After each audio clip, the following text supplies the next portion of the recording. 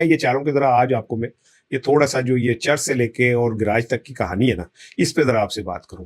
سب سے پہلے چلتے ہیں یہ جو چرچ والی بات ہے. دیکھیں، آپ یہ سمجھیں کہ یہ جو صحافیوں نے سوال کیے وہ ایسے ہی کر دیے اور بس ان کے ذہن میں آیا تو انہوں نے سوال کر دیا. میں اب آپ کو ذرا سمجھاتا ہوں کہ ہوا کیا ہے. جس دن سہیل آفریدی صاحب لاہور آئے ہیں تو اس دن پنجاب حکومت نے ایک اشتہار شائع کیا اور ایک طرف مریم صاحبہ کی کلر تصویر لگائی اور ایک طرف سہیل آفریدی کی بلیک اینڈ وائٹ تصویر لگائی اور بیچ میں وہ ایسے لا کے اور انہوں نے لکھا کارکردگی اور یہ اور وہ فلاں. اور پھر انہوں نے کہا کہ جی جو ڈرگ ہیں اسمگلر انہیں پاک لاہور میں ہم نہیں فٹ ہونے دیں گے، آنے دیں گے، کامیاب ہونے دیں گے. اب آپ اندازہ کریں کہ یہ پنجاب حکومت کی طرف سے اشتہار شائع ہوا ہے. یہ کسی نے پبلک پرائیویٹ طور پہ نہیں شائع کیا. پنجاب حکومت ایک صوبے کے الیکٹڈ سی ایم کو آنے والے کو کیا استقبال کر رہی ہے، اسے ڈرگس اسمگلر قرار دے رہی ہے. میں نے کل آپ سے کہا تھا کہ یہ بڑی طریقے سے صوبوں کے اندر ایک نفرت جو ہے وہ پیدا کی جا رہی ہے. ابھی میں آتا ہوں صحافیوں کی طرف بھی، وہ کون کون ہے، لیکن یہ نفرت وفاق کو کھا جائے گی اللہ نہ کرے. لیکن اگر ماضی دیکھیں آپ نواز شریف فیملی کا تو وہ اسی نفرت کی بنیاد پہ سیاست ہے. جب ضیاء الحق نے بھٹو کو پھانسی دی اور ضیاء الحق کو پنجاب میں ایک بندہ چاہیے تھا جو سندھ کے اندر کی نفرت کو ٹھنڈا کرے اور پنجاب میں وہ ایک اس کا ٹول بن کے کام کرے، تو میاں نواز شریف پہلے آدمی تھا جنہوں نے کندھا فراہم کیا تھا. اس کے بعد انہیں وزیر خزانہ بنایا گیا. پھر نواز شریف صاحب نے ضیاء الحق کو کہا یہ میرے روحانی باپ ہیں اور پھر آگے کا سلسلہ آپ کو پتہ ہے. پھر اس کے بعد جس طرح بے نظیر بھٹو کی کردار کشی کی گئی، نصرت بھٹو کی کردار کشی کی گئی، ڈاکٹر سعید الہی نے یہ اعتراف کیا ہے کہ انہوں نے ان کو میاں نواز شریف صاحب نے یہاں لاہور میں گھر لے کے دیا تھا جہاں پہ وہ تھے، مجیب الرحمان شامی صاحب تھے، اور کیا کہتے ہیں وہ جو بھگوڑا ہے امریکہ بھاگ گیا ہے، وہ کیا کہتے ہیں جو سفیر بھی تھا ہمارا جو زرداری صاحب کا پیغام لے کے گیا تھا کہ ہماری اسٹیبلشمنٹ سے جان چھڑاؤ، وہ یہ سب نے مل کے بے نظیر بھٹو کی کردار کشی شروع کی تھی اور پنجابیت کو پروان چڑھایا تھا اور سندھیوں کو چیلنج کیا تھا تاکہ یہ جو نفرت کی دیوار ہے یہ بنے. نواز شریف تو اس سطح پہ چلے گئے تھے کہ جب بے نظیر بھٹو نے قومی اسمبلی کے میں کلین سویپ کیا تو نواز شریف نے نہیں، جو لوگ نواز شریف کو استعمال کر رہے تھے وہ طاقت اسٹیبلشمنٹ، راتوں رات پورے پنجاب کی دیواروں پہ جاگ پنجابی جاگ تیری پگ نو لگ گیا داغ لکھا گیا اور صبح نواز شریف کو پنجاب کی سیٹیں ساری جتوا دی گئی. یعنی یہ دنیا کی تاریخ میں کبھی نہیں ہوا کہ ایک قوم نے ایک رات فیصلہ قومی اسمبلی میں ایک پارٹی کو دیا اور صبح وہ ساری بدل گئی ہو اور وہ جا کے نواز شریف کو مل گئی ہو. اس سے آپ اندازہ کر لیں کہ نواز شریف خاندان کی جو سیاست ہے وہ صرف اور صرف صوبوں کی نفرت کی بنیاد پہ کھڑی ہے. مریم صاحبہ کیا کہتی ہے؟ سب دی ماں، پنجاب دی ماں. تو پنجاب دی ماں جب وہ اپنے آپ کو ڈکلیئر کرتی ہے تو وہ باقی صوبوں سے خود کو علیحدہ کرتی ہے. اور جب سندھ والے اس پہ بات کرتے ہیں تو کہتی ہے پنجاب کی طرف جو اکس چک کے دیکھے گا میں کر دیں گی. ٹھیک ہے نا؟ تو آپ کو یہ بات سمجھ آنی چاہیے کہ یہ جو صوبوں کی نفرت ہے یہ مسلم لیگ نون کی سیاست کا بیسک ہے.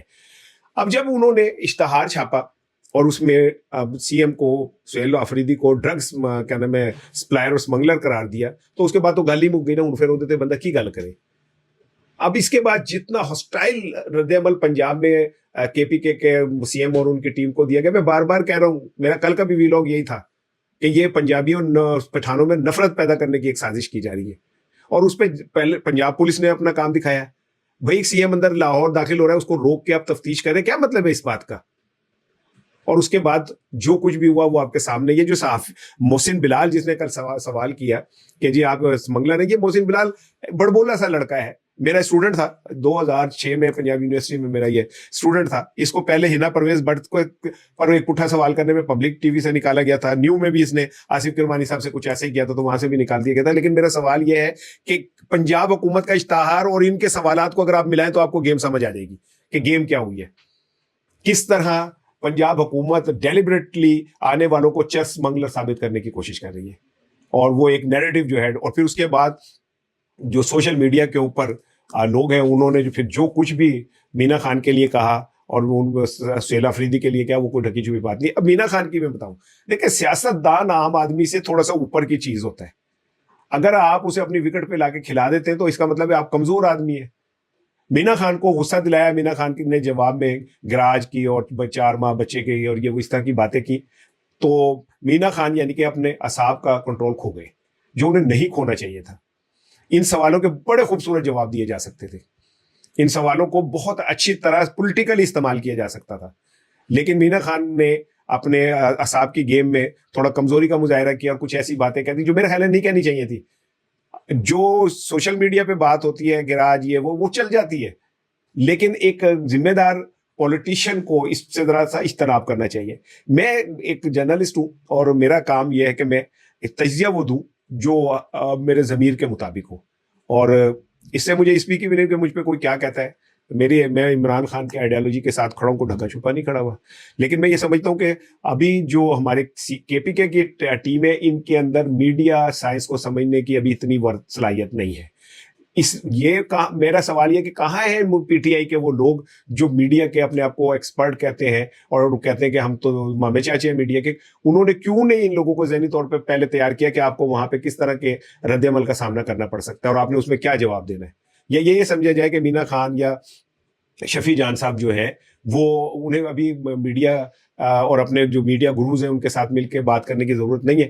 میں سمجھتا ہوں کہ ہے، انہیں یہ سیکھنا پڑے گا، اس کے بغیر کام نہیں ہوگا. سہیل آفریدی نے آج بڑا دلچسپ ایک چیلنج دیا ہے. ابھی زمان پارک کو پہنچ رہے ہیں، زمان پارک کو چاروں طرف سے بند کر دیا گیا ہے، پولیس ہی پولیس ہے، لیکن سہیل آفریدی اور ان کی ٹیم زمان پارک پہنچے گی. آج انہوں نے اسیران سے ملاقات کی، کئی جگہ پہ انہیں نہیں گرانے دیا گیا. کینٹ کے اندر وہ سابق گورنر کے گھر جانا چاہتے تھے لیکن فوجی حکام نے انہیں نہیں کینٹ میں داخل ہونے دیا. باقی جہاں جہاں وہ جا سکتے تھے چلے گئے. سہیل آفریدی نے ایک بڑا زبردست چیلنج دیا. انہوں نے کہا جی آپ یہ کہتے ہیں نا عمران خان کی بات ختم ہو گئی، ہمیں تسی 24 گھنٹے دے دو تو مینار پاکستان جلسے دی کہہ دو، آپ کو پتہ چل جائے گا کہ عمران خان کی مقبولیت کیا ہے. اور میں آپ کو کہتا ہوں کے پی کے میں آپ 10 ہفتے کا ٹائم لیں اور جلسہ کریں، کر کے دکھا دیں. کھلا ڈلا اس نے چیلنج دیا ہے. اور میں اس میں کوئی شک نہیں ہے کہ سہیل آفریدی نے لاہور میں آ کے پی ٹی آئی کو ایک نئی زندگی دے دی ہے. وہ ایک کل کا لڑکا آئی ایس ایف کا جو زمان پارک میں باہر سوتا تھا سڑک کے اوپر، وہ سوچ سکتا تھا کہ پی ٹی آئی اسے اتنی عزت دے گی کہ وہ سی ایم بن جائے گا. اور سی ایم بننے کے بعد وہ جب اب نکلا ہوگا لاہور میں تو اس نے جو لوگوں کی عقیدت دیکھی ہوگی تو وہ تو سوچ بھی نہیں سکتا تھا کہ اگر عمران خان کے ایک ورکر سے لوگ اتنی محبت کرتے ہیں تو عمران خان سے کتنی کرتے ہوں گے. بہرحال صحافیوں نے مجھے لاہور کے صحافیوں نے مایوس کیا. آئی کیو ان کا اتنا ہی ہے جتنا انہوں نے سوال کیا. ڈی جی پی آر سے رابطے، بیچاروں کے معاشی معاملات، معاشی جنگ، گھر کی روزی روٹی انسان سے بہت کچھ کروا دیتی ہے. بہت تھوڑے لوگ ہوتے ہیں جو اپنے ضمیر کی قیمت ادا کرتے ہیں اور اپنے ضمیر کے اوپر قائم رہتے ہیں. آپ کا کیا خیال ہے؟ مجھے نہیں آفرز ہوتی ہوں گی، لیکن الحمدللہ میں اپنے ضمیر کے ساتھ کھڑا ہوں.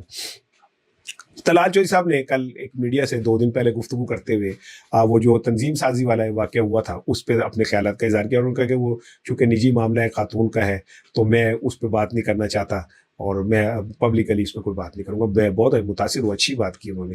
لیکن وہ عائشہ رجب بلوچ صاحبہ نے اس کے جواب میں جو ٹویٹ کیا اس میں انہوں نے کہا کہ میں جھوٹ بول رہا ہے. مجھ پہ جتنے بہتان اور گند اور کیچڑ طلال چودھری صاحب نے پارٹی کے اندر اچھالی آپ سوچ بھی نہیں سکتے. پبلکلی وہ شاید اس لیے بات نہیں کرتے کہ پھر جواب میں جو کچھ آئے گا وہ تو پھر مطلب بندہ چہرہ کلیئر ہو جائے گا نا، اس لیے شاید وہ احتیاط کر رہے. لیکن عائشہ رجب صاحبہ نے، بلوچ صاحبہ کا میں پڑھ رہا تھا ٹویٹ کہ اس میں انہوں نے کہا کہ یہ جو انہوں نے ادھر بڑے اپنے آپ کو ستی ساوتری بننے کی کوشش کی ہے اور بڑے نیک پارسا بننے کی کوشش کی ہے، عالم ان کا یہ ہے کہ یہ مسلم لیگ نون کے اجلاسوں میں میرے کردار پہ جو کچھ الزام لگاتے رہے آپ اس کا سوچ بھی نہیں سکتے کہ کیا ہوا ہے.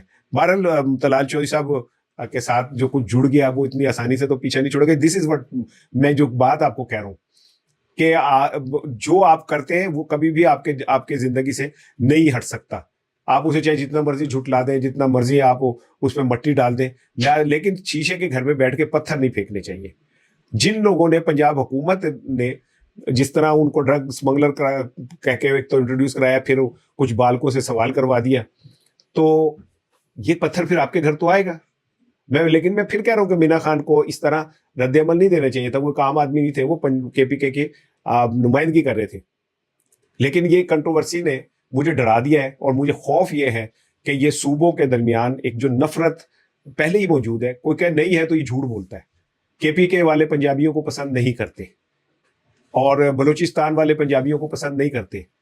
میں ایک پنجابی ہوں اور میں اپنے پنجاب کا مقدمہ لڑتا ہوں اور میں یہ کہتا ہوں کہ ہم سب کو اپنے ساتھ لے